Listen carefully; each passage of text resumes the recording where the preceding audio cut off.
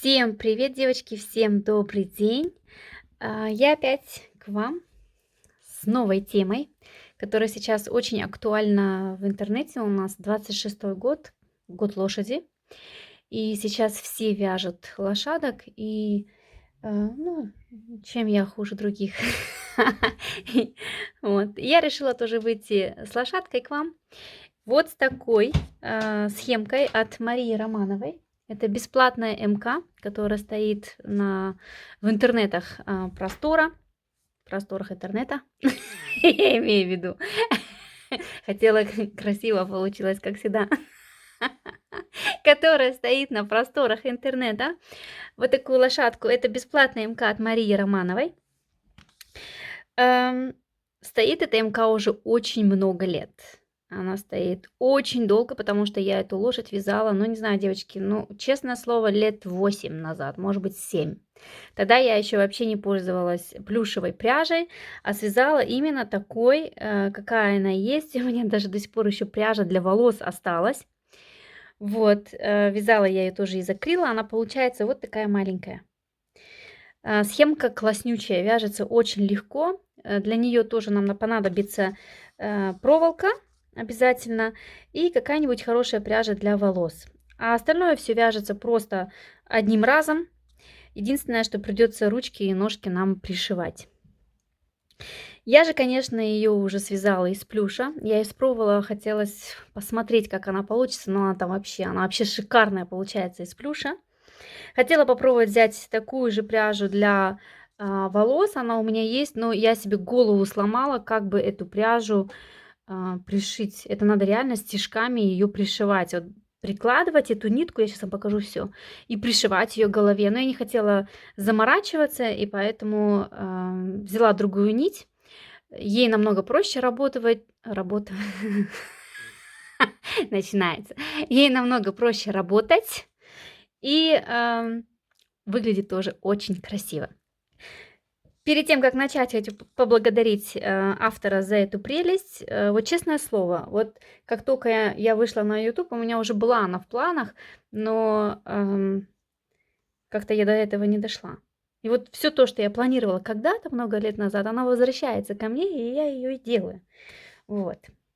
Итак, хотите, я вам покажу, как у меня получилось из акрила. Вязала я реально, девочки, лет 7 или 6 назад. Где-то так. Вот она у меня в ТикТоке стоит. Я вам сейчас ее покажу, как она выглядит. Вот так она выглядит. Это я вязала ее из акрила. И вот пряжу я использовала такую для волос.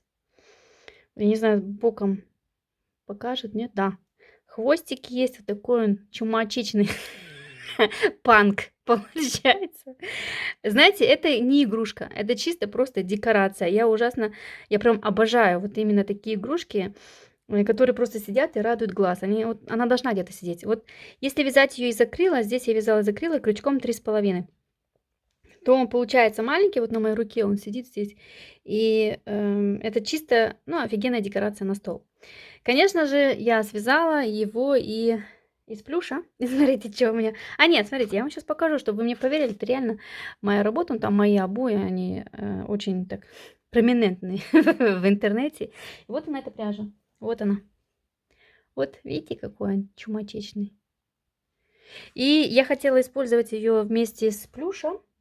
Но, девочки, я даже не помню вообще, по-моему, так как эта лошадка очень маленькая, мне кажется, я ее между собой просто как-то сшивала. Я даже не помню, как я ее крепила. Вот вы не поверите.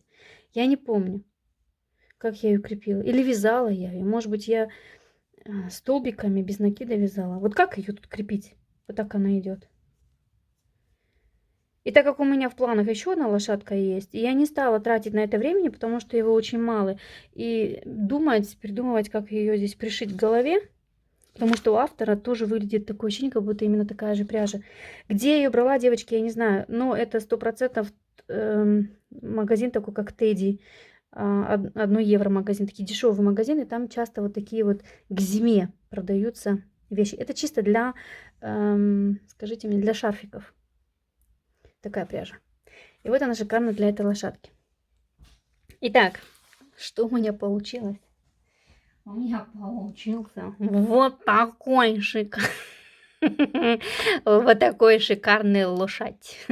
Да, вот. И хвостик у него, конечно, есть. И вот такую пряжу я использовала. Это Himalaya Dolphin Baby. И получился у меня, девочки, ну где-то 25 сантиметров, мне кажется. У меня сейчас, наверное, нету здесь метража. Дох, есть. Так, метряж. Даже 20 сантиметров. 20. Ноги задираем. 20 сантиметров он. С Himalaya Dolphin Baby. Уходит пол клубка.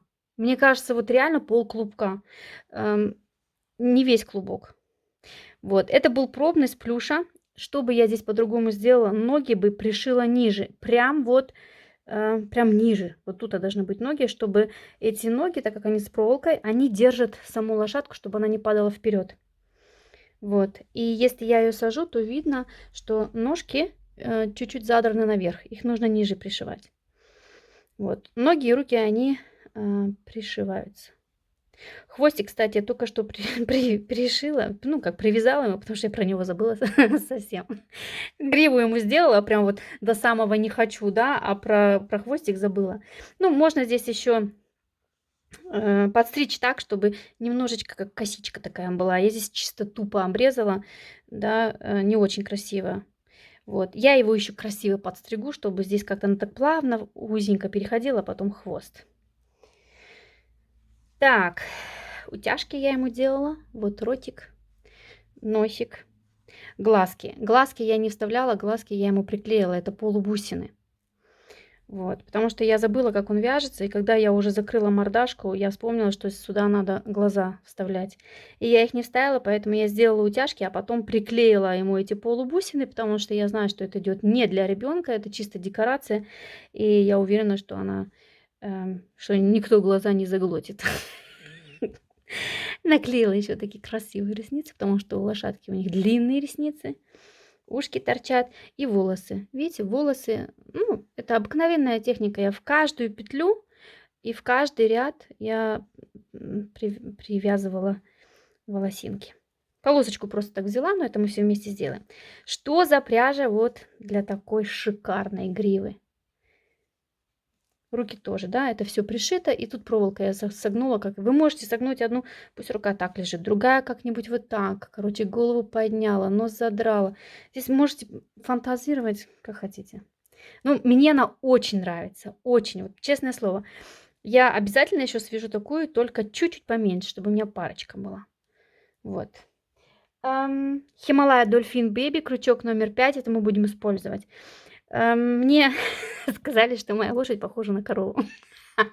А почему? Только потому что, ну, светлую пряжу я взяла. Я взяла остатки, что у меня было. Не хотелось мне открыть. Говорит, что такой цвет, как у коровы? Я говорю, нет, это у меня просто баурская лошадь. Баурская — это та, которая... В основном я помню, что в селе тоже очень такие рабочие кобылы, они имеют такой светлый окрас.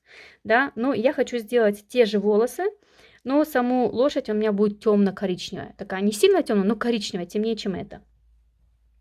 Пряжу я еще... сейчас я вам покажу. Смотрите, я брала целый клубок, и вот у меня от клубка осталось. Да, чтобы вы знали, что здесь буквально, здесь клубок пряжи не надо. Вот целый, и от целого вот это еще осталось.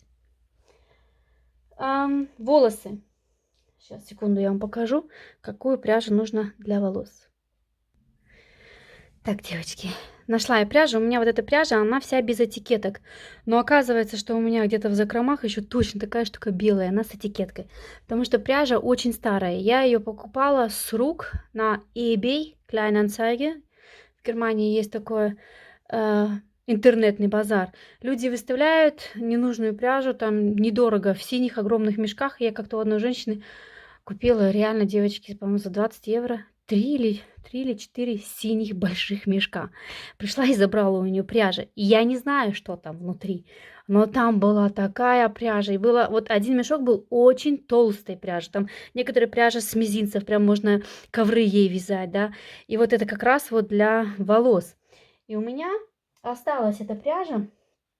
Это вот такая. И чтобы вам понятно было, какой метраж, у меня еще с этикеткой есть. По-моему, еще D-марки здесь. Вот это D-марки. 2,50.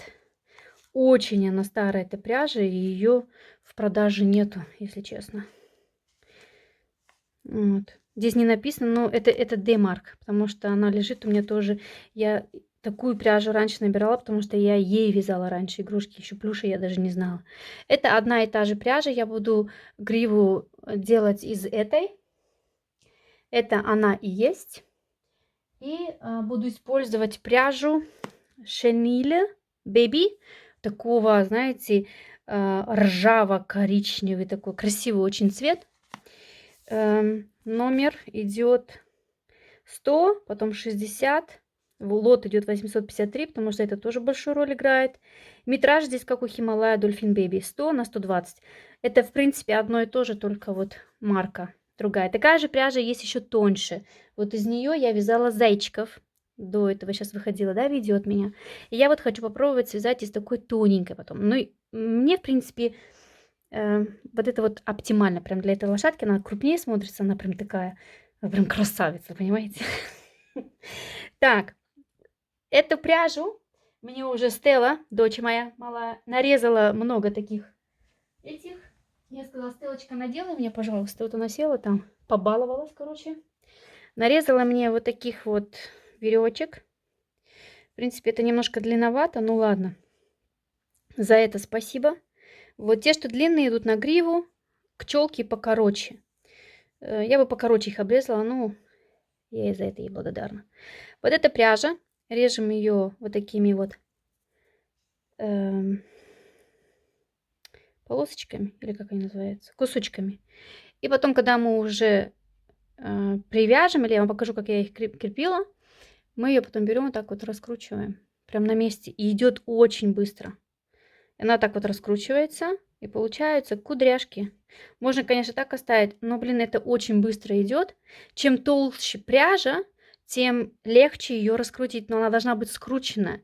Другая пряжа, которая, например, вот я еще одну достала, нашла у себя, она как будто бы как чуть с махером.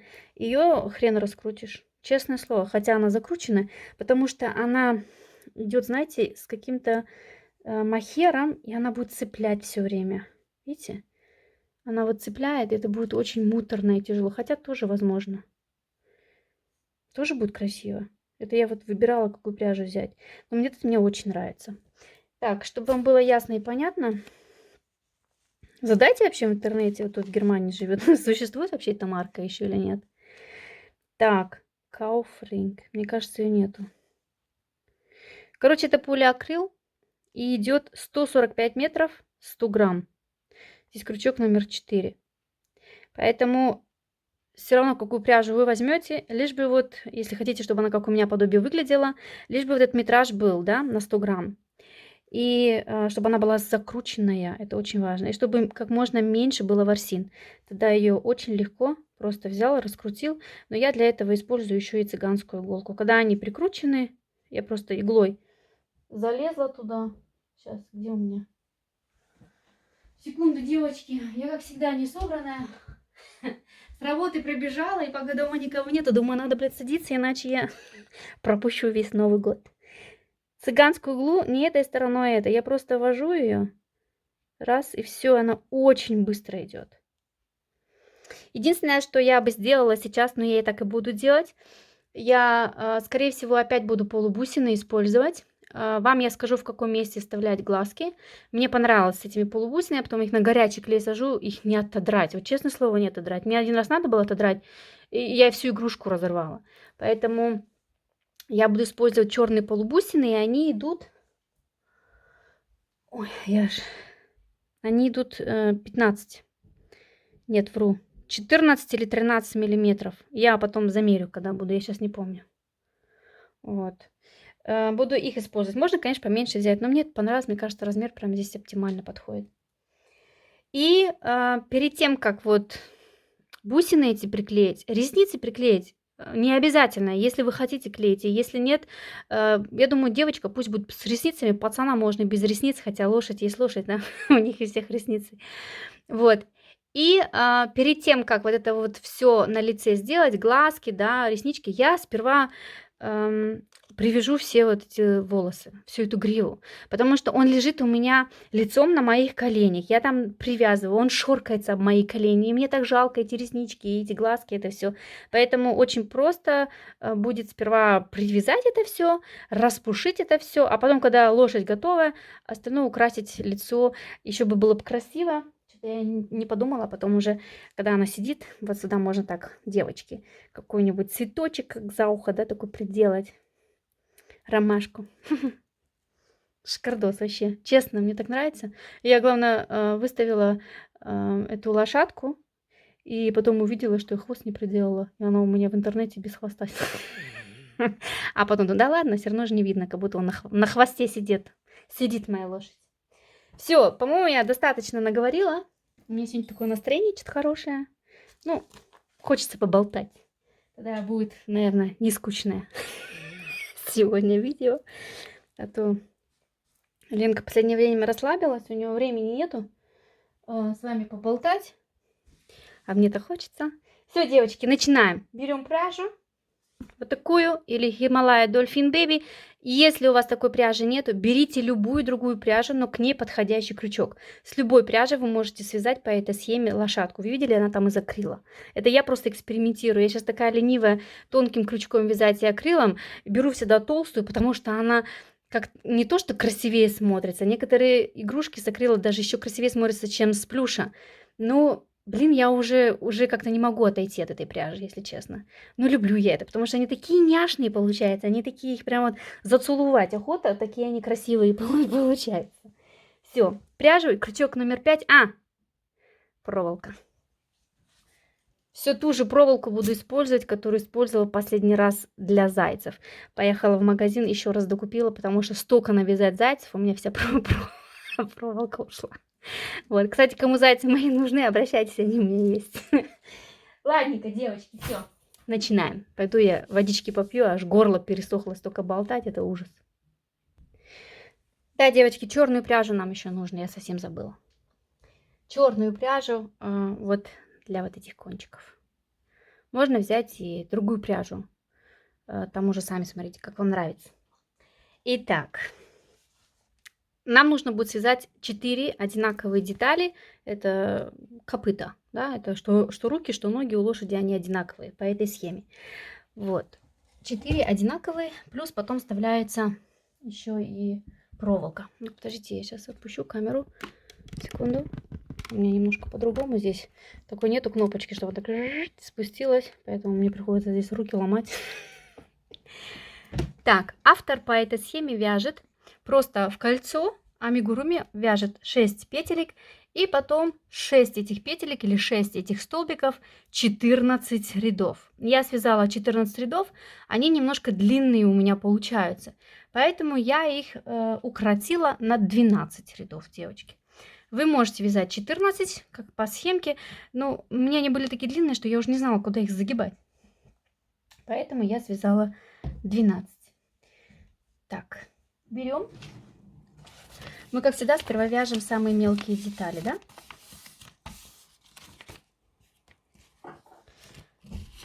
Так, начинаем мы черной нитью в колечко амигуруми 6 столбиков.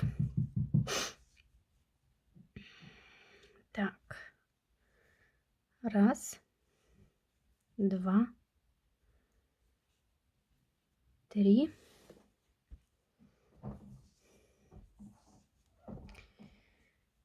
4, 5 и 6. По схеме автор вяжет из акрила, и поэтому она следующий ряд провязывает за заднюю полупетлю. Тогда у этой лошадки выделяется вот этот ряд с передними полупетлями, как по-настоящему, как копыта с ободком.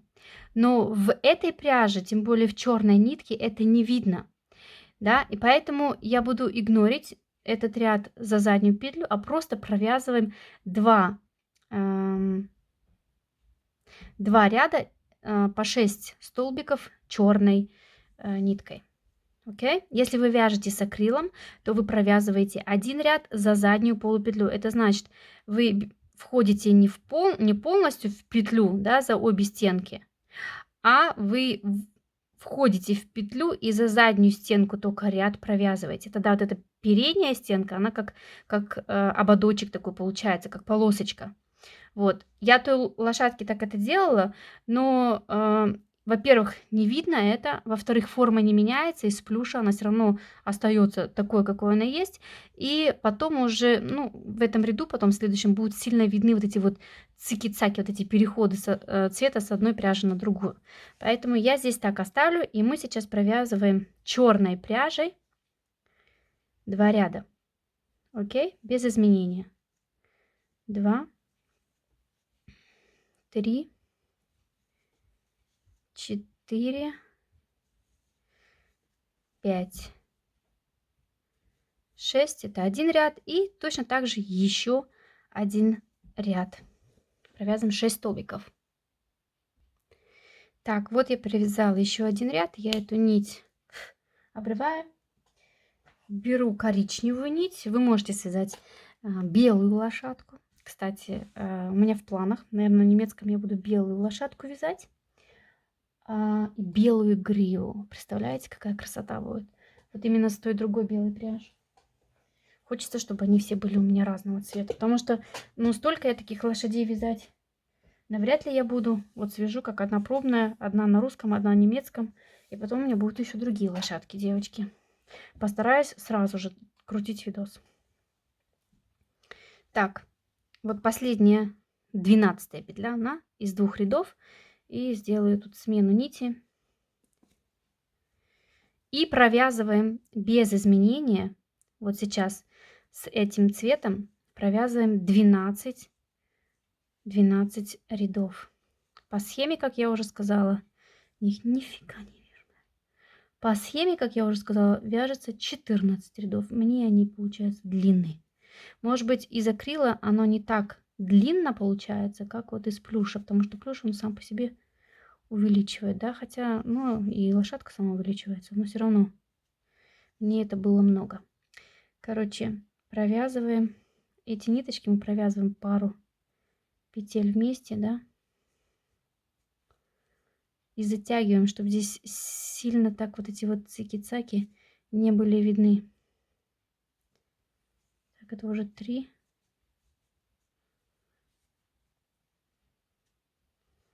Можно здесь провязать за заднюю полупетлю, тогда не сильно будут вот эти вот зубчики здесь видны. Но я не хочу заморачиваться. И так тоже красиво. Это что, уже 5-я, по-моему, петля? 4. 2, 4.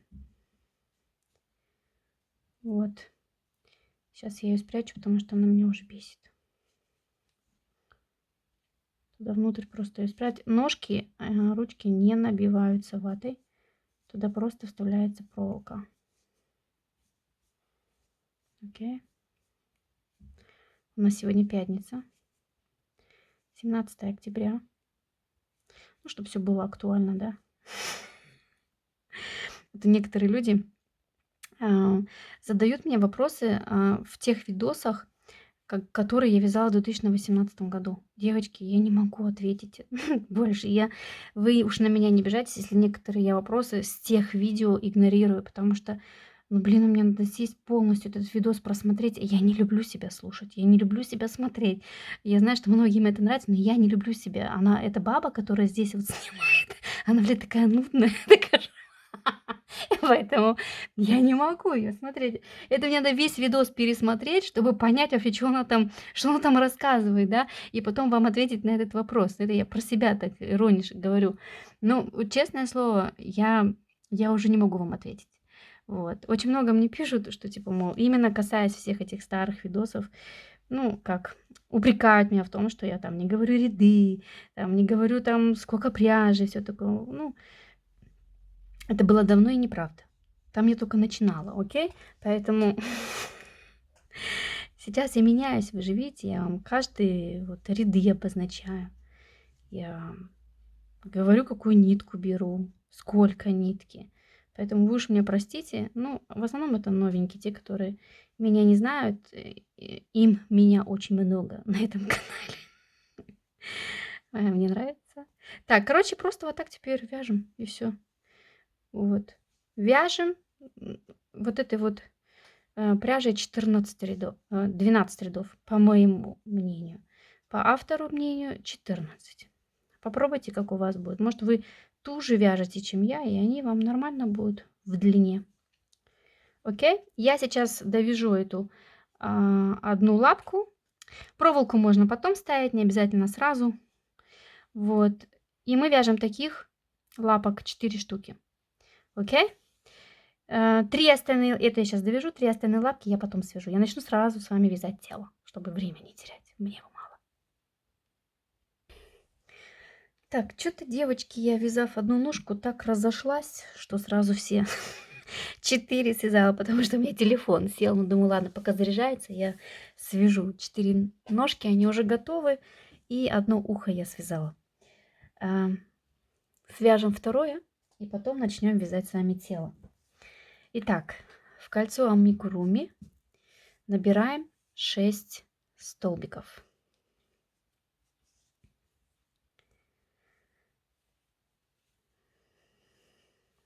Два, 3, 4, 5 и 6. Затягиваем. Так, теперь переворачиваем работу. И вот в эту первую самую петлю вяжем одну прибавку. Вот сюда. Прям под крючком. Одна прибавка. Потом в следующую петлю вторую прибавку.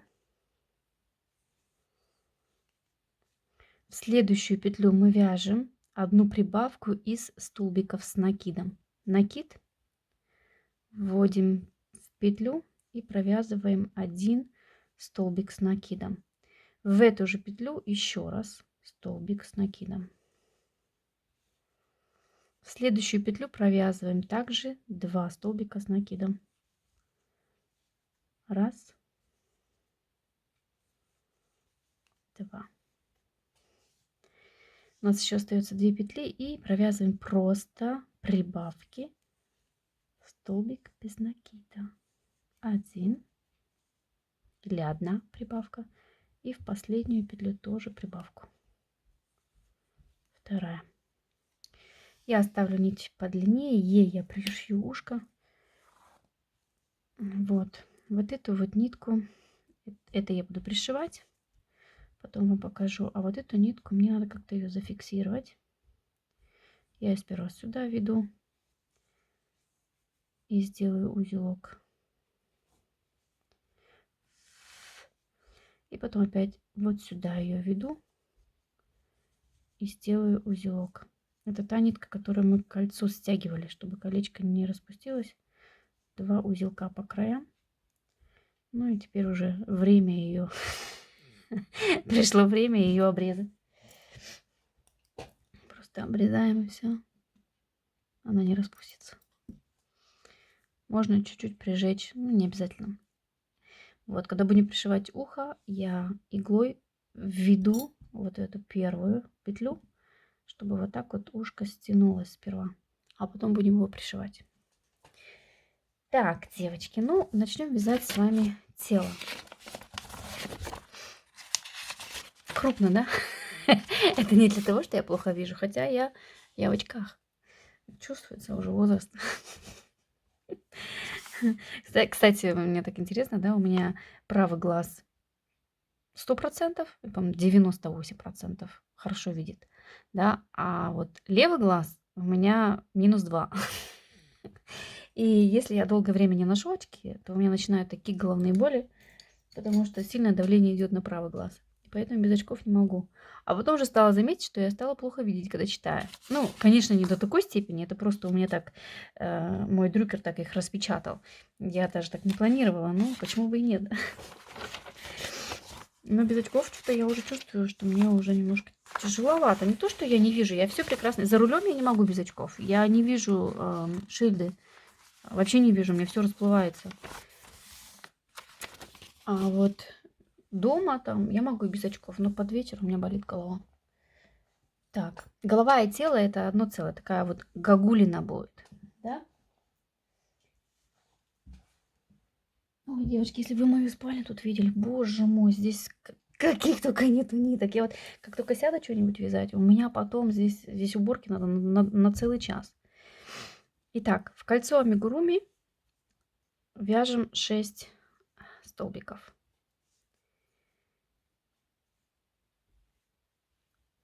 Раз, два, три, 4, 5 и 6. Затягиваем и вяжем с вами прибавки до 36 петель. Первый ряд, как всегда, 6 прибавок. Одна прибавка, вторая, третья, четвертая,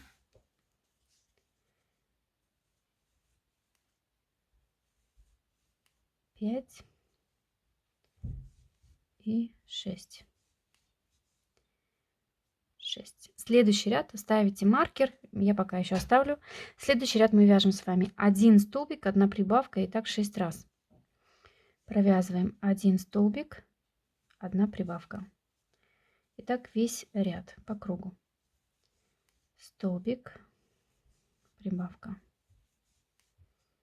Ну и до конца ряда.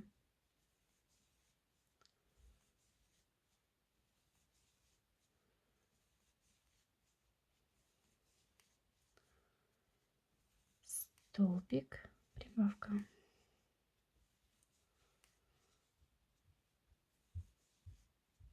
Столбик, прибавка. Вот тут я сейчас поставлю для себя маркер.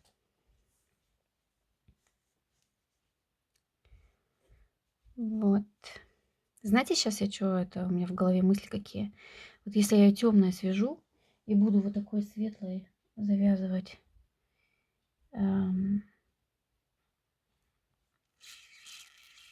шевелюру, то будут видны эти узелки на голове. Это раз. И мне кажется, здесь какой-то вот, здесь шевелюры нужен немножко темнее цвет. Вот такую же нитку коричневую. Хотя у лошадей же такое бывает, да, что они... Надо посмотреть, надо загугливать, какие расцветки идут лошади. Будет ли это вообще-то сочетаться, вот такая шевелюра с коричневой лошадью? Она же тоже, наверное, грива должна быть немножко коричневатая, чуть-чуть темнее. Ну, короче, подумаю я еще. Но у меня нету никакого больше такого. У меня только вот эта нитка, цвет и белая. Белая, с белой пряжи будет красивая лошадь, будет шикарная. Белая лошадь с черной гривой, тоже красивые, черные копыта. Вы можете себе представить? Черные глаза. А мне вот такую надо толстую нить. Я, может быть, в магазине полазию. А я ее уже нарезала. Вернее, стала. Это вот мой самый большой минус. Я всегда тороплюсь. Я всегда тороплюсь, а потом жалею. Ну ладно, Игаль. Итак, у нас сейчас с вами 18 столбиков. Мы вяжем с вами прибавки. Следующий ряд 2 столбика прибавка, 2 прибавка, 2 прибавка, так весь ряд.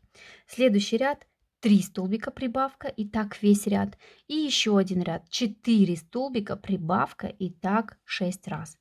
У нас с вами будет 36 столбиков. Потом провязываем 2 ряда без изменения 36 столбиков. Окей? Провязываем эту часть пока. Так, девочки, провязала я эти ряды. Теперь мы будем вывязывать голову. Для этого мы провяжем сперва 24 столбика. Так, я вот сюда поставлю маркер, чтобы я вообще знала, где я нахожусь. Так, это было вот тут у меня маркер. Один я провязала столбик. 1, 2, 3, 4, 5, 6, 8, 9, 10, 11, 13, 14, 14, 15,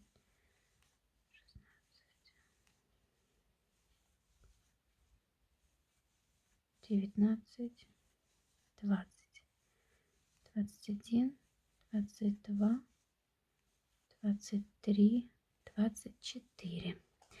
Так, теперь соединяем с началом вязания, с первым столбиком. Вот тут он, поэтому я его маркировала.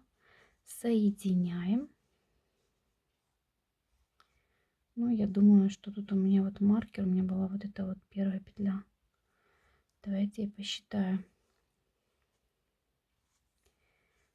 В первую из 24. 2, 4, 6, 8, 10, 14, 16, 18, 20, 22, 24. Вот сюда. Да, вот здесь маркер, вот это первая была. Соединяем и вяжем. Так, а как мне правильно? Так, больше никак. Вот так. Так, и вяжем 2 ряда 24 столбика. Так, мы сейчас вот эту часть оставим. Вот это вот лоб, вот это вот шея вниз идет, а это голова, сейчас будет мордашка вывязываться, потом мы ее будем утягивать, окей? Мы должны будем с вами провязать сейчас 2 ряда 24 столбика. Провяжите один ряд, а потом посмотрите, пересчитайте еще раз петли. Я сейчас пересчитаю, потому что вот этот вот с первой, где я соединила, это у меня как столбик без накида. У меня очень часто то одной петли не хватает, когда я такие соединения делаю, то одна больше, чем положено. Так, 2, 4, 6, 8, 10, 12, 14, 16, 18, 20, 22, 24. Все правильно. Все. Вяжем по кругу 2 ряда 24 столбика. Так, я 2 ряда провязала. И теперь мы делаем 2 ряда с прибавками. Провязываем первый ряд 3 столбика прибавка. Итак, 6 раз. Следующий ряд провязываем 4 столбика прибавка. Итак, 6 раз. И потом провязываем 4 ряда без изменения. 14, 15, 16, 17 ряд. Я повторяю. Итак, мы провязываем с вами сперва 3 столбика прибавка. Итак, 6 раз. Это значит 1 столбик, 2 столбик, 3 столбик и 1 прибавка. И так провязываем до конца ряда. 1, 2, 3, прибавка. Когда мы этот ряд до конца провяжем, следующий ряд провязываем 4 столбика прибавка, и так 6 раз. У нас будет с вами 36 столбиков, и провязываем 4 ряда без изменений, 36 столбиков. Так, я эти ряды провязала, и вот такая вот получается. Здесь мне пипка такая торчит, кольцо амигуруми какое-то получилось. Стянуть его еще, что ли? Но она закроется волосами, это не страшно. Так. Если называется куриная попка. Мне что-то надо прям конкретное получилось. Мне не нравится, мне аж страшно, что-то так торчит. Так, давай ты, не безобразничай. Туда и внутрь. Но мы ее потом завяжем волосами, закроем. Не дотянула до конца. Так, ладно, хватит тут, Лена. Короче, девочки, я вам говорила, что я глазки вставлять не буду. Я хочу их приклеить, вернее, вот эти вот хальперлины. Это полу бусины. Здесь будут набираться петли и будет вязаться такая шея. Was ist? Я хотела здесь, как я уже сказала, полубусины. Вот, те, кто вставляет глазки, вы ориентируетесь глаза вставлять вот в этой полоске, именно там, где мы начали делать прибавки. Прибавки всегда видно вот такими галочками, да? Вот одна галочка, вот вторая. Короче, вот этот ряд. Если вы чуть-чуть так вот растянете, вы поймете, что вот в этом ряду вот это лоб, потому что вот это шея, это логично, да? Вот это низ шеи, вот. И где-то вот тут и вот тут вставляются глаза. Окей? Здесь и здесь. Я бы так сказала, вот здесь. Потом идет 2, 4, 6. И вот здесь. Между 5 или 6 петель. Вот. И теперь будем... Так, отвлеклась я немножко, девочки. Вяжем ряд с убавками. Провязываем 4 столбика. Раз, два, три, 4. И делаем одну убавку. Я их делаю здесь, потому что они прямо на мордахе за передние полупетли. Я не провязываю полностью петли, иначе будет сильно вот эти швы видать. На мордашке делаем посимпатичнее. Так, опять. Раз, два, три, 4. И за передние полупетли. Вот одна передняя петля и вот вторая. Провязываем убавку. И далее так до конца ряда. Раз, два, три, 4. И делаем убавку.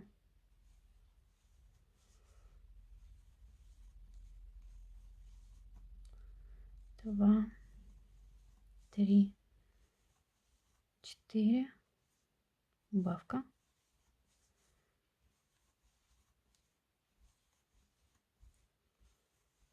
Три, 4. Почти закончили этот ряд. Раз, два, три, 4. Убавка. Вот. Следующий ряд. Следующий у нас сейчас с вами 30 столбиков. Следующий ряд мы провязываем 3 столбика, убавка, и так 6 раз. Провязываем 1 столбик, 2 столбик и 3 столбик. И провязываем одну убавку. И так далее, девочки. Когда мы этот ряд провяжем, 3 столбика убавка до конца ряда, да, весь ряд. Следующий ряд вяжем 2 столбика убавкой, так 6 раз. Потом вяжем 1 столбик убавкой, так 6 раз. И у нас все меньше и меньше будет петель, и потом уже мы вяжем просто 6 убавок. Останется маленькая дырочка, и эту дырочку закрываем просто иголкой. Затягиваем, да, иголкой. Потом мы наполняем мордашку ватой. Вот. Ватой я наполняла отсюда. Хотя перед тем, как вот здесь останется маленькое отверстие, заполняем хорошо ватой, потому что полностью заполнить и выровнять эту морду будет очень тяжело. Ну, где-то, знаете, когда у нас там 6 или, я не знаю, 10 петель останется, наполняем ее ватой, делаем ее такой более-менее симпатичной. Ну, короче, я вернусь сейчас, давайте. Довязываем пару рядов. Так, смотрите, девочки, я вот из этого отверстия полностью наполнила голову. Вот это мордаха, вот это лоб, вот это будет шея. Наполняем так, чтобы она была, ну, плотная, но не сильно, как камень, потому что ее нужно будет утягивать. Я вот всегда так пробую, чтобы утянуть, чтобы у нее получалась вот эта формочка. Вот. Сейчас вот здесь видно, что вот тут один глаз должен быть, и вот тут один глаз у вас, да, если вы хотите вставлять. Вот теперь я сейчас должна буду провязать 6 убавок. Когда я их провяжу, останется маленькое отверстие, и с помощью иголки мы его затянем. Окей? Провязываем пока до конца эти убавки.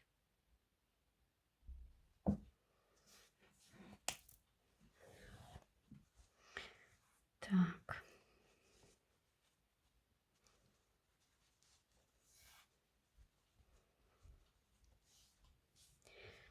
Берем иголку.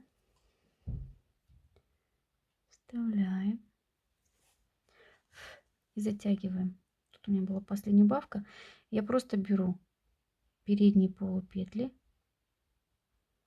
Одну, следующую, вторую. протягиваю эту нить. И так я, ну, в основном все дырочки закрываю. Идем к началу, да? Мне получается потихонечку это стянуть. Так. Так. Теперь надо здесь аккуратненько узелок сделать. Но его так сильно видно не будет, даже если, потому что он утягивается потом. Нужно обязательно здесь сделать узелок.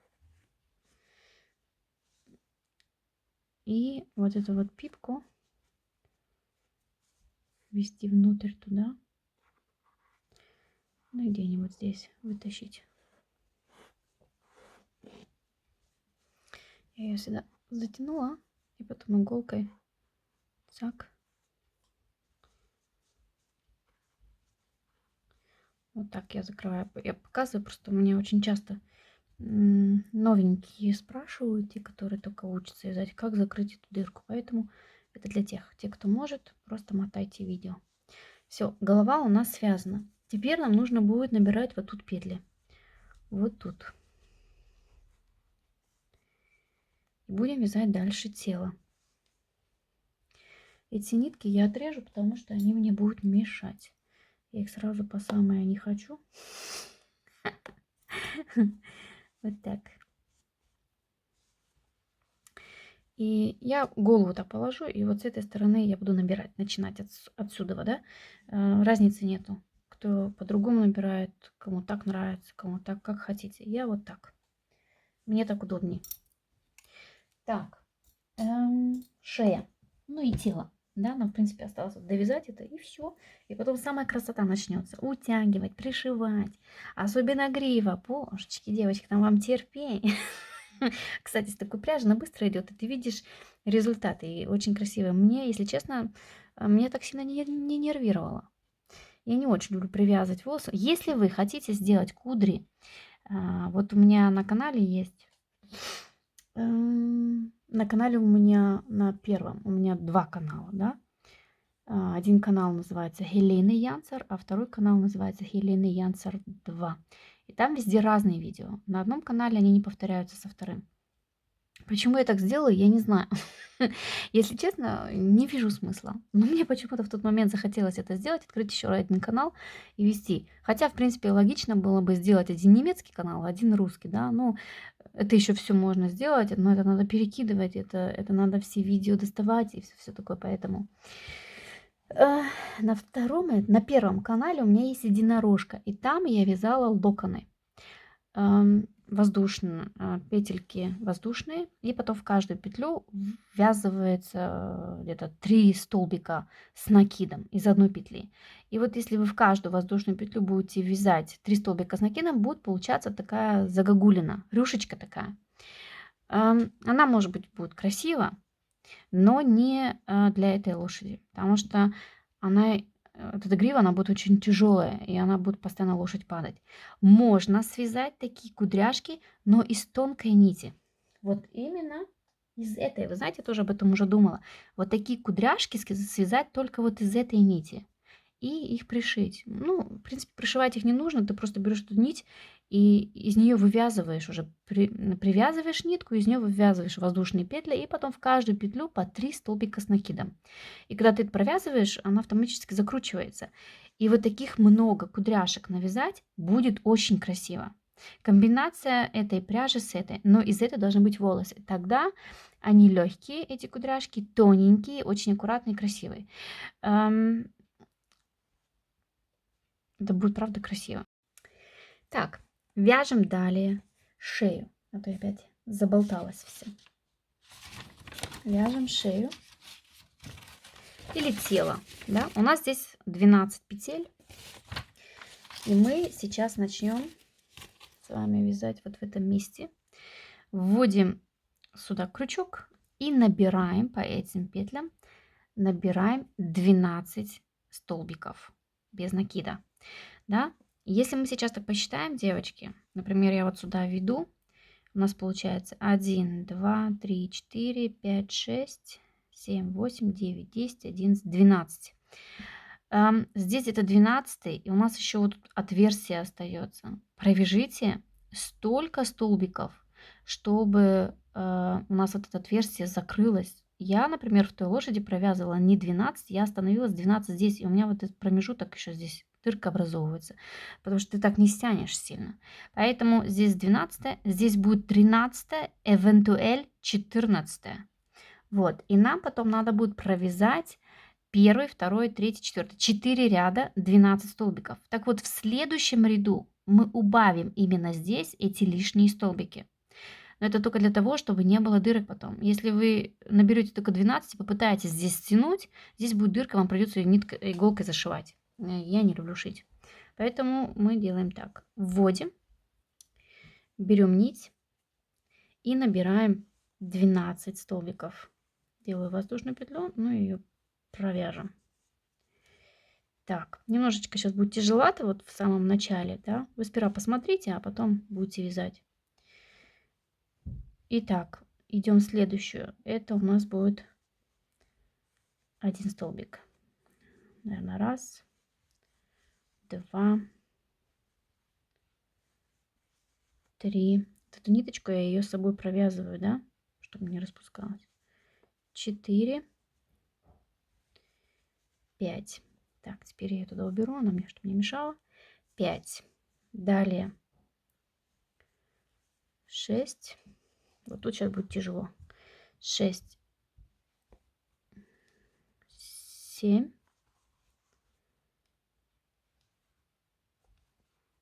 8. Вам все видно? 9, 10. Следующая вот идет 11. И следующая, девочки, следующая петля, это вот 11, она где-то вот здесь 12. 12. Вот здесь промеж мы ее обязательно провяжем. 12. Затягиваем ее хорошо. Это 12 петля. Но у меня все равно вот здесь вот одна дырочка. Видите, вот сюда мне хочется прям еще одну петлю провязать. И эта петля будет 13. И она будет лишняя. И в следующем ряду мы ее просто убавим вот здесь. 13 петля. Это у нас был... тут у нее по схеме дальше вяжем тело. Присоединяем нить к оставшимся 12 петлям. Начну новый отсчет рядов. Вот, когда мы набрали, это идет уже один ряд. А нам нужно будет провязать 4 ряда из 12. Так вот, один ряд мы провязали, у меня на данный момент 13 столбиков. И теперь мы вяжем по кругу. Нам нужно будет провязать еще 3 ряда 12 столбиков. 2, 3, 4, 5, 6, 7, 8, 9, 10. Вы даже не представляете, как мне тяжело это. Я держу, блин, плечи на весу. Чтобы вам показать, я бы сейчас как забурилась бы у себя на кровати. Все, доболталась. С счету я сбилась, короче. Так, считаем петли. Сколько у меня здесь? Если 13, то прям здесь сейчас снизу я уберу одну. 2, 4, 6, 8, 10, 12. 12, да, и вот эта одна петля, она лишняя, вот она. Вот она. Ее мне нужно убрать. Вот. Это значит, я просто здесь, если у вас точно так же, девочки, я просто ее провяжу, вот эту петлю, которая лишняя, вместе вот с этой первой, где у меня начало ряда. Все. Теперь у меня здесь 12 столбиков. Окей? Нам нужно еще провязать 2 ряда 12 столбиков. И по делу, по ходу дела называется, заполняем. И шея, она должна быть у нас такая плотненькая, чтобы вот такую мордаху выдержать. Хотя, вы знаете, шея не загибается, она стабильно получается. Не жалейте просто здесь вот где шея, не жалейте просто ваты. И все. И эта игрушка или это сувенир, он вас очень-очень порадует в конце, когда он будет готов. Он такой хорошенький. Все. Вяжем 2 ряда, 12 столбиков.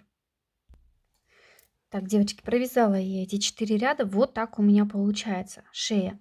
Для тех, кто не так плотно вяжет, и вы понимаете, что те игрушки, которые связали вы, где у вас там, у ваших игрушек есть тоненькая шея, и постоянно у вас болталась голова, это может быть связано как-то ну, с плотностью вязки больше, да, то я вам рекомендую именно вот в этом промежутке шеи вставить, знаете, есть такие, по-моему, я вам даже где-то в каких-то видосах я показывала, есть такие бигуди. Бигуди, они как шаум, они сделаны как вот из трубки, где проволока внутри. Ты можешь волосы накрутить, потом раз как в дульку замотать, да? Я не знаю, как они называются. С поролоном. Поролоном они как-то вот кругленькие, как трубочки такие плотные, и там внутри проволока. Вот. Есть вот такие бигуди, и их можно вот сюда вставить. Тогда шея будет очень плотно сидеть. Но у меня, например, вот с этой лошади нет проблем, чтобы она там падала вперед или голова не держалась, потому что у меня вот в этом районе я прям хорошо набиваю ватой, да? Вот. Где у меня более-менее мягко, так это вот эта мордашка. А вот здесь все уже очень плотно, чтобы оно все такое было стабильное. Вот, это просто совет вам даю, и если вы еще пока вот здесь находитесь, то вы можете, ну, вставить туда. И вы можете потом гнуть ее также, да, эту голову, чуть выше ее задрать. Ниже я не советую, но выше можно. Ниже она сама по себе будет как-то спускаться вниз голова. Так, у меня сейчас 12 столбиков, я провязала 4 ряда, и теперь мы будем с вами вязать ряд с прибавками. Мы провязываем сейчас, в принципе, мне только вам продиктовать, я не знаю, провязываем 3 столбика прибавкой, и так 3 раза. Это значит, один столбик провязываем, второй провязываем, третий провязываем, и в следующий столбик делаем прибавку. Потом точно так же 1, 2, 3 провязали, прибавка, 1, 2, 3 и прибавка. У нас с вами будет 15 столбиков. И потом мы провязываем 3 ряда, 15 столбиков без изменения. И вот все равно, ну, во время работы мы обязательно заполняем шею ватой. Так, провязала я эти ряды. Следующий ряд точно так же делаем прибавки. Провязываем 4 столбика прибавка и так 3 раза. 4 прибавка, 4 прибавка, 4 прибавка. У нас с вами будет 18 столбиков. И потом провязываем 3 ряда, 18 столбиков. Ну и заполняем шею ватой. Так, я провязала эти ряды, заполнила опять ватой, и у меня сейчас 18 столбиков. Следующий ряд мы опять вяжем с прибавками. Мы провязываем с вами 2 столбика прибавка, и так 6 раз. И потом провязываем 3 ряда без изменений. Раз, два и 1 прибавка. И так до конца ряда. Это значит 2 столбика прибавка, и так 6 раз. Когда мы этот ряд провяжем, у нас будет с вами 24 столбика. Потом провязываем 3 ряда без изменения 24 столбика.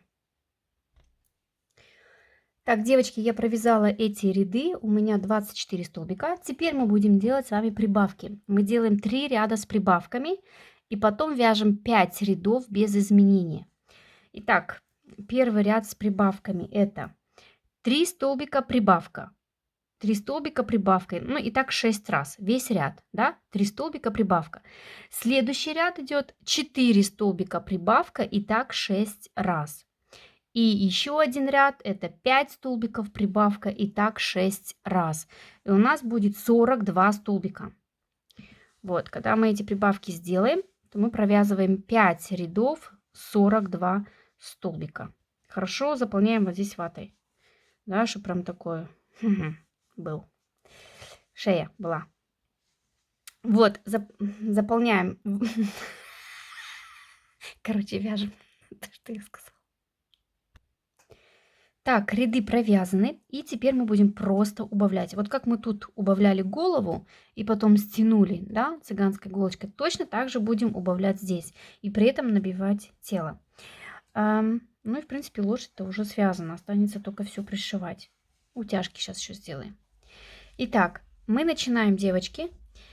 5 столбиков убавка, и так 6 раз, да? Сейчас я с вами пару петелек провяжу.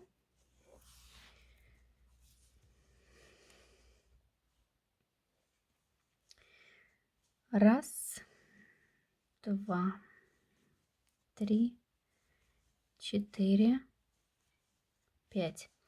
И делаем одну убавку. И так до конца ряда. Опять 5 столбиков, убавка. 2, 3, 4, 5. И одна убавка.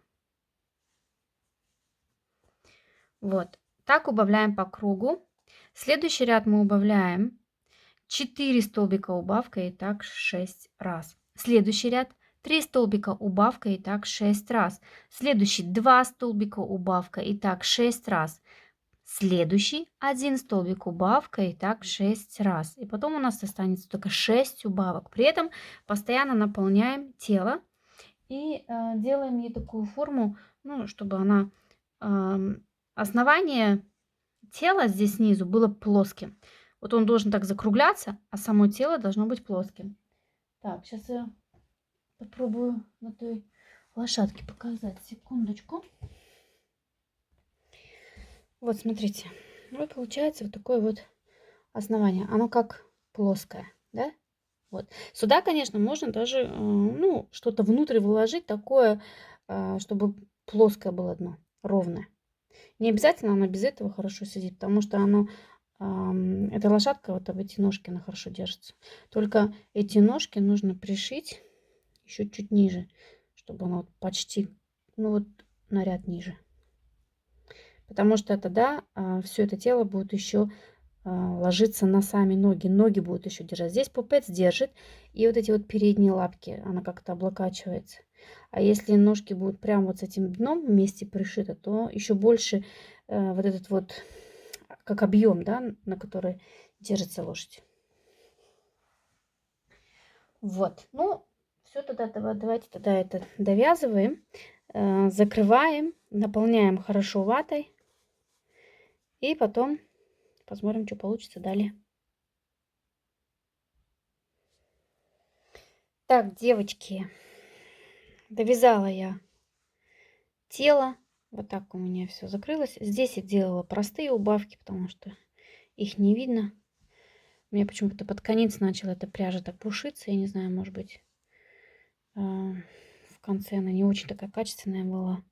И если еще брать за передние петли, она вообще, видите, она почему-то вся пушилась. Поэтому я сделала такие убавки.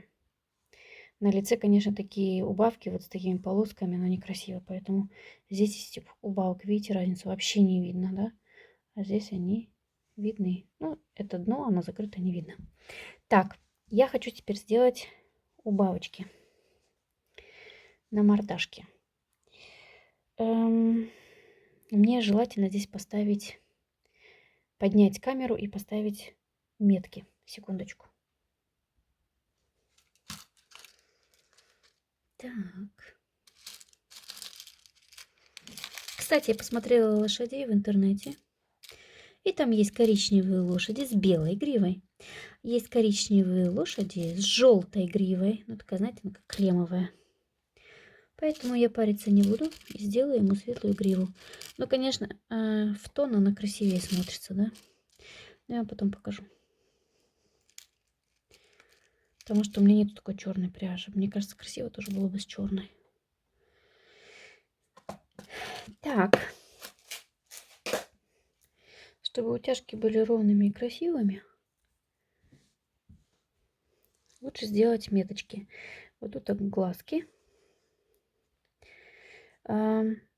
Метки сделать я на той лошади метки не делала. На этой я бы сделала метки. Почему? Потому что глазки я утянула классно. А вот ноздри я утянула с одной стороны так, что одна ноздря у меня чуть-чуть ушла налево. Да, одна ноздря чуть-чуть ушла налево. Вы это 100% не заметили, потому что я могу это так, ну, кашировать, это закрывать. Но она ушла, поэтому я думаю, нет. Вам я буду делать утяжки. Так, ротик будем утягивать не в середине здесь. Это некрасиво, я уже пробовала, чуть не испортила. Ну, не на этой, а на той. А здесь ниже, вот здесь ниже. Вот где, в принципе, должен быть рот. Да, мы здесь вводим, ну, может, вот так вот. Однозначно, вот эта середина от середины вниз сюда. Так, утягиваем глаза и утягиваем потом ноздри. Ну, я думаю, где-то вот так одна.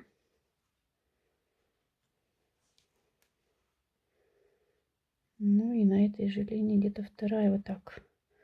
Вроде бы так примерно, да? Ну, чуть-чуть это вниз уходит, но она когда там утяжки будут такие, что не видно будет. Здесь можно сделать пупок. У автора пупок есть. Вернее, у авторской лошади. Есть пупок, но он здесь красиво смотрится из этой пряжи. Он прям выделяется. А на этой пряже навряд ли будет что-то видно.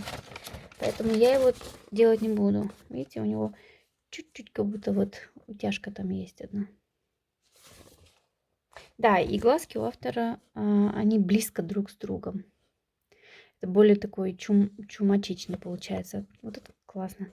Тут голову, здесь нету проволоки, здесь просто из-за того, что шея длинная, вы можете потом вот реально голову так поставить, как хотите, да. Но у меня здесь она плотно набита, и вроде бы все будет сидеть стабильно. Так, беру вот эту нитку, ну, как всегда, которой я работала. Потом беру эту длинную иглу. Маленькая игла мне будет недостаточно ее. Продеваем. Оставляем подлиннее. Оставляем подлиннее. Так, наверное, хватит. Нитки этой не будет видно, у нас не будет абсолютно никаких бровей, ничего, просто утяжка. Делаем узел, несколько узлов.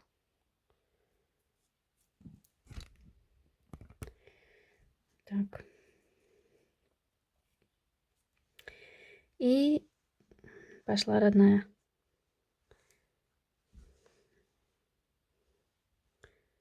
А здесь. Вот здесь я сперва вот так сделаю, чтобы нитка зацепилась. Шла туда внутрь.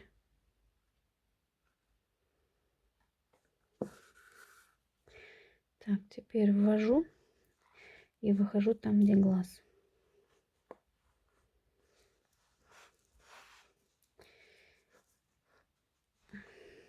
Да, прям вот рот прям там, где надо, получается.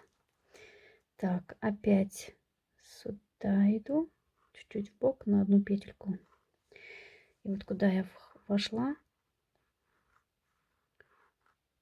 все, опять у меня окушко садится, да ёкарный бабай. Мне не хватает ее. Цак, смотрите, сразу глаз вошел и ротик. Подождите, у меня такое есть аку, сейчас сюда положу.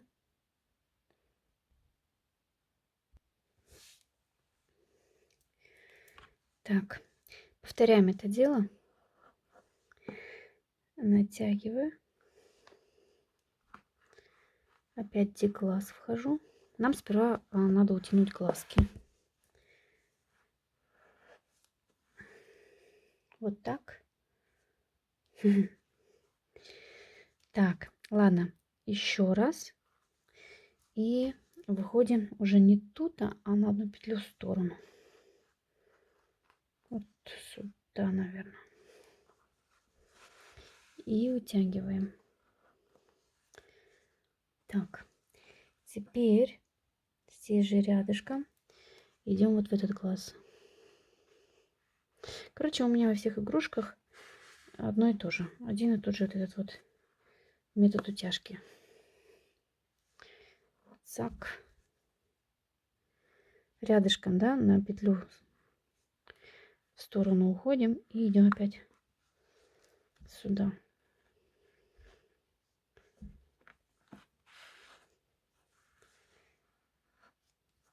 Смотрим на глаза, чтобы они были одинаково утянутые.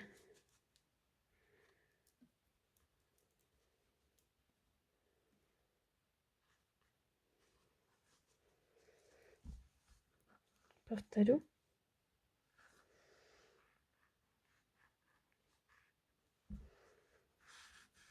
Лучше несколько раз сделать.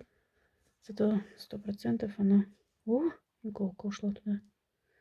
100% она никуда не денется. Можно их, в принципе, эти иголочки, эти глаза уже поубирать. Вот. Сбоку вот так. Смотрите, как красиво. И вот рот снизу здесь. Я у той лошадки в середину зашла, и у меня прям в середине дырка. Получилось так некрасиво. Поэтому... Так, ну вроде бы я утянула глаза одинаково. Больше утягивать не надо теперь, поэтому возвращаюсь опять там, где ротик. И нужно сделать здесь узелок, девочки. Сейчас столько раз прошла, что она, утяжка не отходит назад. Но нужно обязательно сделать узел. Вот. Сейчас я здесь узел сделаю. Так, узелок сделала. Теперь нам нужно утяжки сделать там, где ноздри. Но их не сильно нужно утягивать. Опять, тут у нас узел. Опять я здесь рядышком вхожу. Этот узел, он автоматически спрячется в голове. И выхожу вот где ноздря. Так.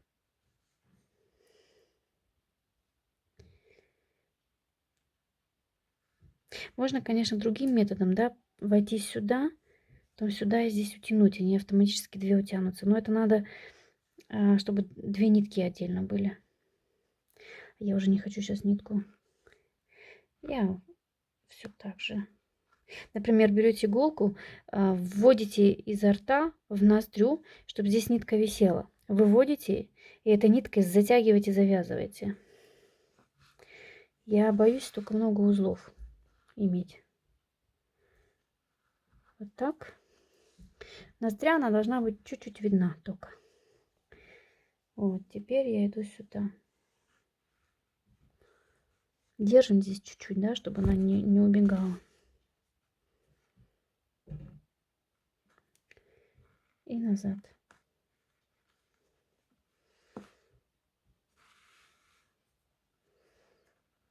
Так. Вот так вот. Вот буквально чуть-чуть. Мордашка потом как у динозаврика немножко похожа. Кстати, оставить его без гривы, вот вам динозавр. Реально, потому что морда как у динозавра. Все, здесь я больше ничего утягивать не буду, потому что когда он будет полностью готов, эти ноздри, они будут видны. Их сейчас нежелательно так прям сильно утягивать. Да, делаем здесь узел. Так, сделала я узелок. Вот так у меня здесь выглядит. Вот они ноздри, вот они глазки. Глазки. Я вам сейчас покажу, какие у меня есть полубусины. Вот такие. Вот это 16, это 15, это где-то 13. Вот эти я использовала. Вот эти полубусины я тоже буду делать ему. Вот, я их просто возьму горячим клеем. Так, цак, и туда, не чтобы они так выпуклые были, да, а прям горячим клеем прям прижму хорошо, чтобы они чуть-чуть туда как внутрь ушли. Вот так. Вот один. Вот тут будет второй. Вот так. Они будут очень красивые. Насчет ресниц я подумаю, стоит делать, не стоит. Что-то мне больше на мужика смахивает. Пусть будет серьезный, да? Хоть единственный мужик не деградирует. А ты сейчас как посмотришь, все мужики с ресницами, такие все ухоженные, красивые. Аж страшно. Аж страшно представить. Там от них только название одно осталось, короче. Да, а мы уж что, мы оставим тебя, какой ты должен быть. Я думаю, что Я думаю, я ему ресницы делать не буду. Если вы хотите, вы наклеите. Да, искусственные ресницы — это обыкновенные накладные, которыми пользуются женщины. Вот. Ушки. Это я потом самостоятельно наклею. Ушки. Берем цыганскую иглу и пришиваем.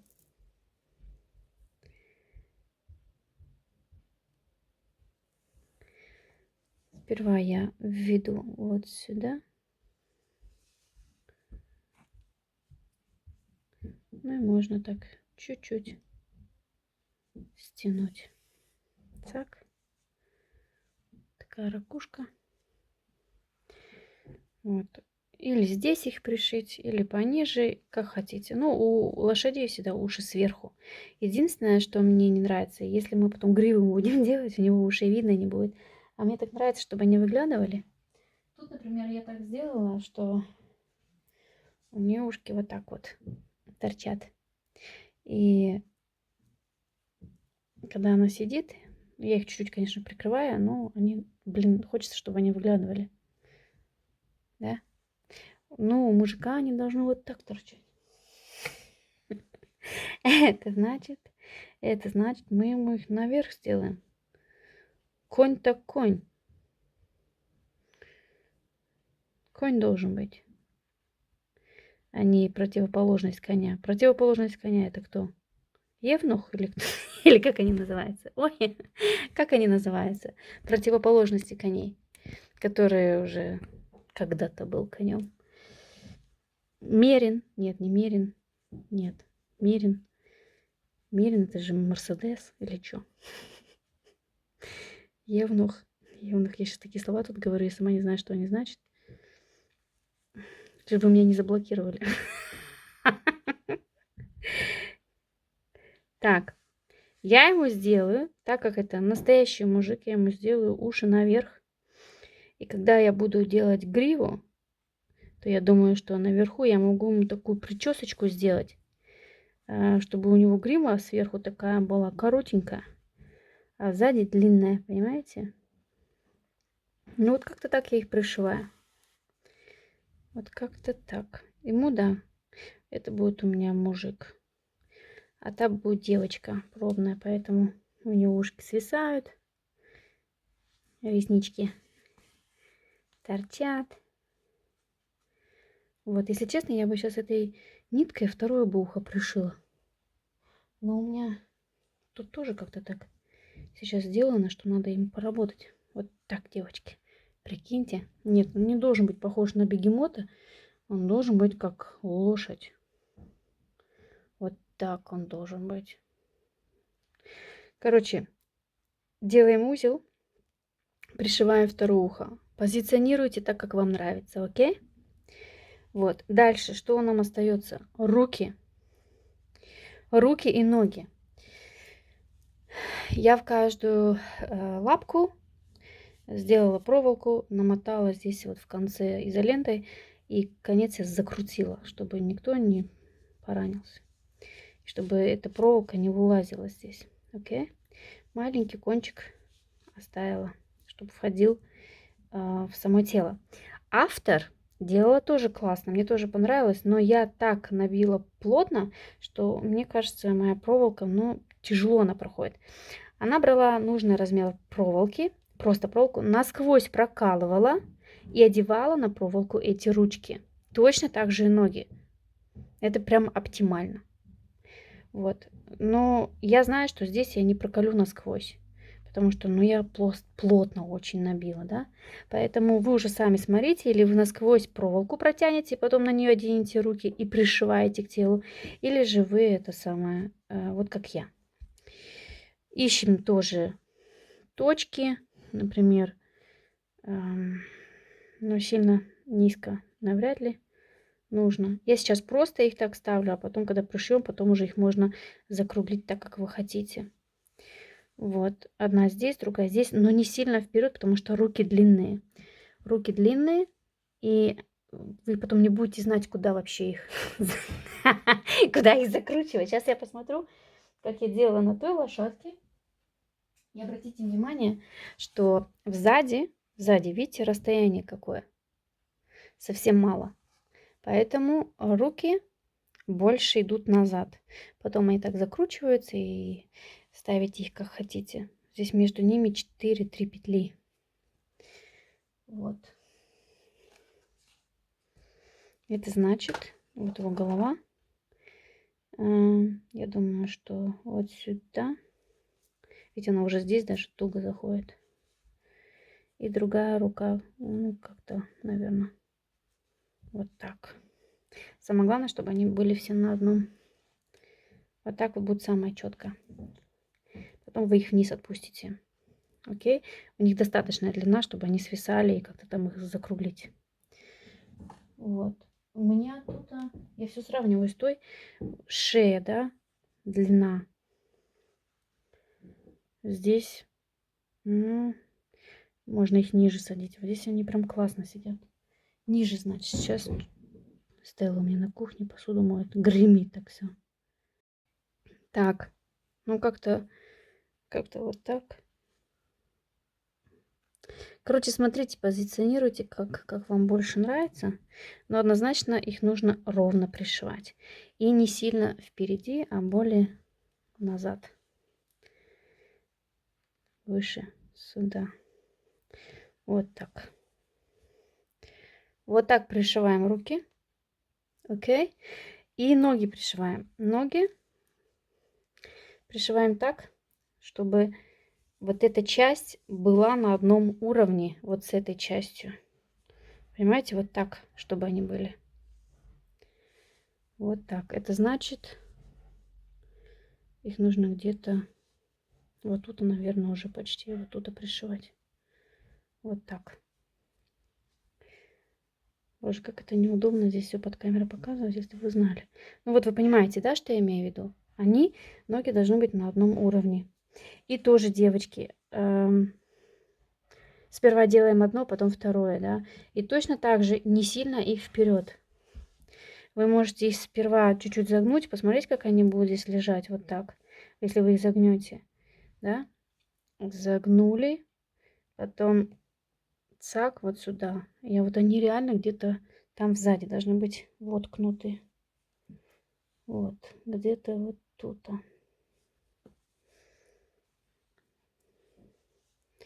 Мне здесь невозможно это показать. Я сейчас буду только материться, потому что я так нашью здесь под камеру.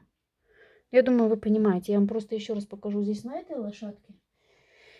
Ой, господи. Вот. Просто их воткнули и прошили. Но я прошивала не этой ниткой, да, а такой стабильной ниткой, тоненькой. Вот. Поэтому, чтобы не так было, а на ряд ниже. И вот так потом их закруглить. Вот. Пришиваем.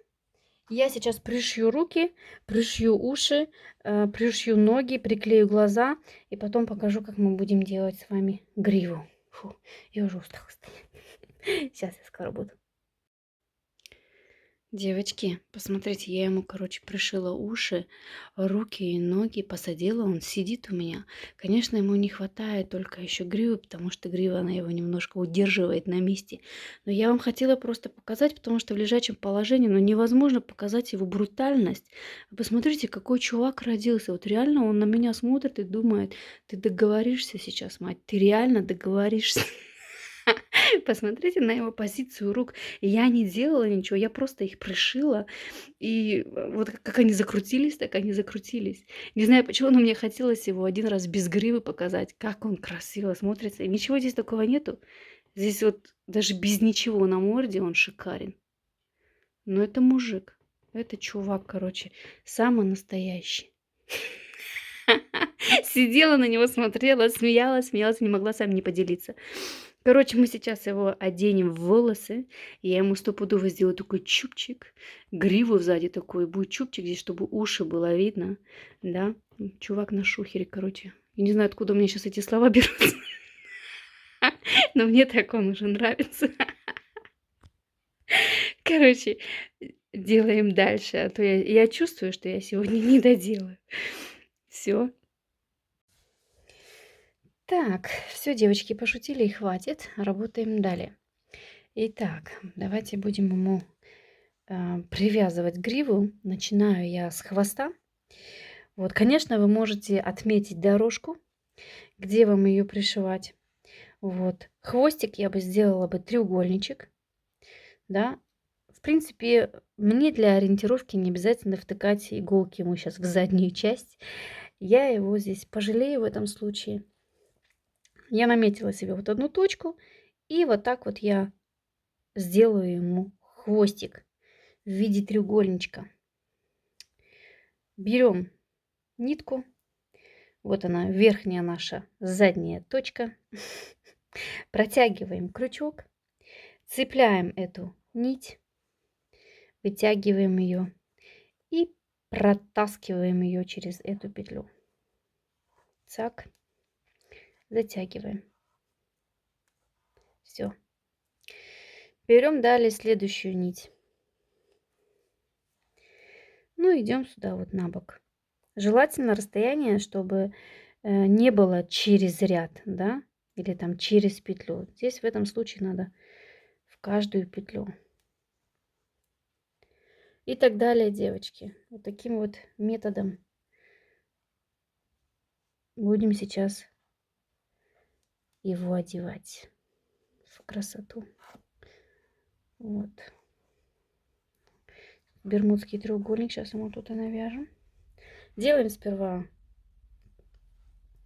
оградку.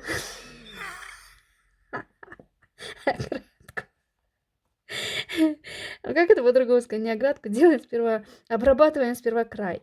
Обрабатываем сперва край, а потом заполняем середину. Окей? Ну вот таким вот методом, девочки, это делается. Если у вас есть другие возможности, пришить ему гриву, вывязывать ему гриву или еще что-то, пожалуйста, делайте, делитесь опытом в комментариях. Я только за. Вот. Наподобие такого, я думаю, что сюда еще можно одну привязать ниточку. Ну, одну обязательно. Нет, не обязательно. Мы сейчас просто еще середину заполним и все. Вот, вот сюда одну. И когда мы будем ее пушить, вернее распускать, то он будет такой пушистый, этот хвостик. Я сейчас вам просто на вот этом примере покажу на хвосте. А гриву вы уже там сами, как вам нравится, окей?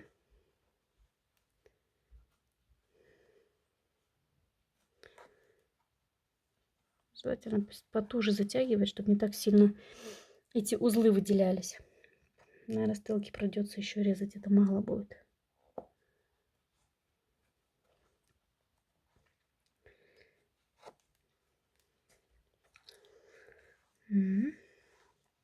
Doch, надо сюда еще одну. Так, здесь убавки, поэтому здесь немножко смещается хвостик. Потом, когда вы его весь привяжете, распушите его. Можно, конечно, его расчесать, тогда он будет не кудрявый, а будет прям пушистый-пушистый. Но я бы не расчесывала, потому что такие кудряшки красивые получаются. Если, конечно, у вас такая же пряжа будет.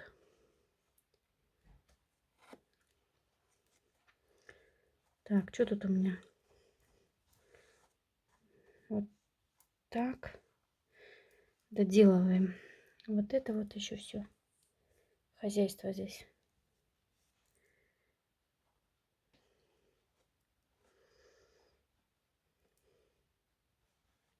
Мне кажется, он по сравнению с той первой лошадкой получился чуть больше.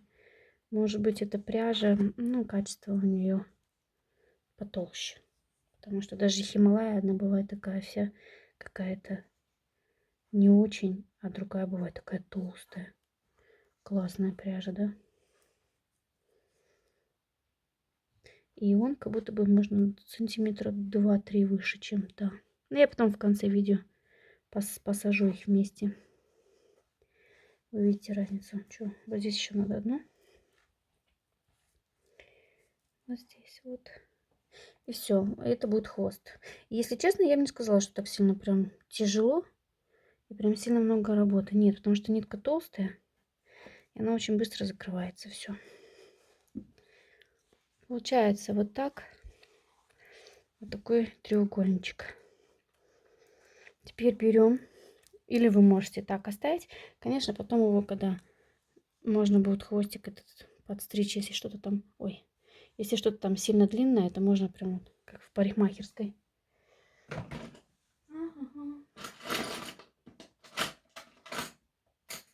Теперь берем иголку. Я его так ее слегка раскручиваю. Она не сильно замотана. И вот так вот включаете какой-нибудь видос, чтобы можно было что-то слушать. Даже, видите, иголка мне не нужна. Или музыку. И пошла родная. Вот. С иголкой, может, лучше. У меня ногти, блин, цепляют эту нитку. Вообще удобнее это делать, опять же, снизу. Чтобы на нее ложилась эта прядь. Да, девочки, это много работы, но вы же видели результат, да? Оно стоит того. Если такую работу любить, если ты от этого кайфуешь, то это не тяжело. Меня тоже часто спрашивают, откуда у тебя вот это терпение. Я вот, например, если сравниваю, у меня есть очень хорошая знакомая. Она говорит, откуда у тебя терпение на вязание? Боже мой, я бы не смогла. А вы знаете, что она делает? Она вышивает крестиком. Я говорю, ты что, с ума сошла? Я говорю, дайте мне, блин, эту иголку и этот крестик. Я из этого крестика, я не знаю, что я из него сделаю. Вот на это у меня нету терпения. Ну как так? Человек вышивает крестиком. Мелкая работа. Имеет столько терпения, а вот терпения на вязание нету. Я вот реально могу одну игрушку раз 5 распустить, если пряжа позволяет. И мне это вообще, меня это не нервирует, мне это не мешает. Пока я свой результат не получу, я не успокоюсь. Но вышивать крестиком и шикарная же работа. Вот тут надо терпение, вот там реально терпение надо. Короче, я не буду сейчас тянуть время этого видоса, да. Я сейчас распущу эту нитку и покажу вам хвостик. Окей? Вот, девочки, смотрите, такой хвост получился.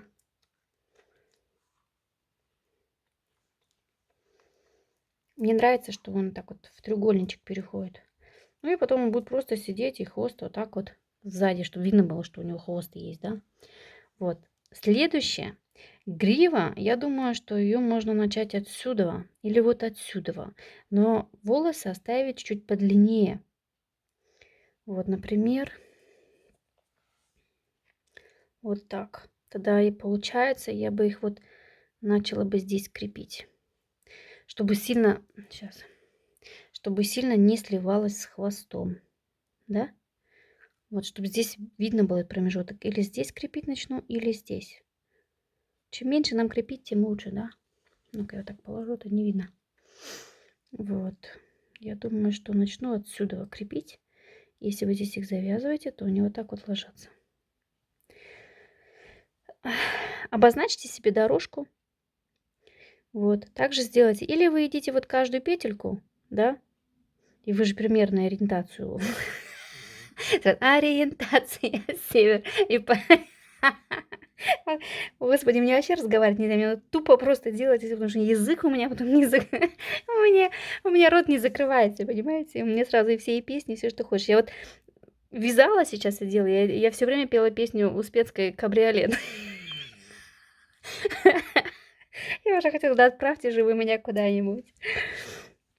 Короче, я думаю, что вот тут вот должно быть расстояние между хвостом и гривой. Вот, над руками. Первая у меня будет грива. Нет, первая волосинка. Раз, два, три. Ну, я сделаю 4, чтобы было что-то видно от волос. Сяду в кабриолет. Да, от самой себя не убежишь, наверно. Куда ты собралась? Так, и вот так вот по ряду.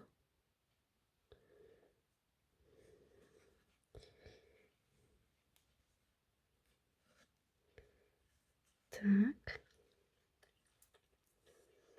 Какая у меня стылочка, молодец, а? Чё я сразу не додумалась для той лошади тоже ребенку дать?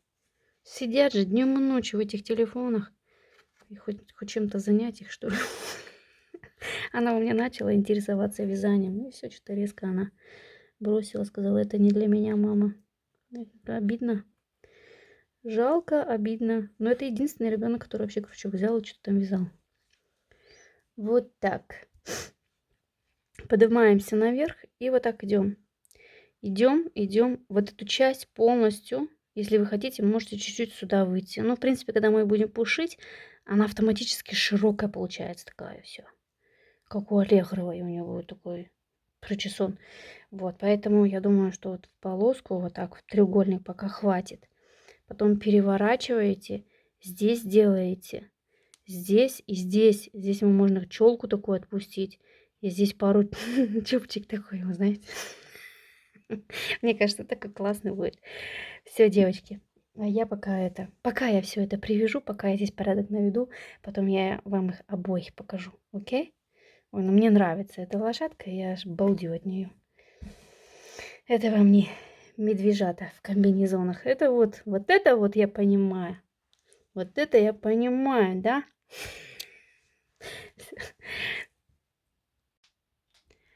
Всем привет, девочки, всем доброе утро. Я вчера доделала этого коня. Вот такой он у меня получился. Привязала ему все волосы, пришила руки, ноги. Вроде ничего так. Но это нетипично, мне кажется. Очень редко, когда сам конь темный, а грива у него светлая. Хотя я задала вчера в интернете, я нашла такие фотографии. Мне знаете, кого напоминает? Из бременских музыкантов коня. Там тоже он темно-серый и желтая грива. Вот. Девочка здесь прям все в тему. А этому волосы как-то, ну не знаю. Мне кажется, что черная грива была бы красивее. Вот. Сидят они сами по себе. Единственное, что я ему сделала, это я ножки зацепила ниточкой с телом. Потому что, не знаю почему, но нетипично этому коню, но у него ноги раздвигались. У нее ноги, вон, видите, они не прикрепленные, они просто сидят. И она держится. А у него они постоянно раздвигались во все стороны. Ну, я его успокоила, короче. Я пришила ноги к телу, и они прилегают, потому что эта лошадь, она как задумана так, чтобы она просто сидела. Вот такая красота у меня получилась. Огромное спасибо еще раз автору. И, девочки, если вам нравится, всем легких петелек и до следующего раза. Всем пока.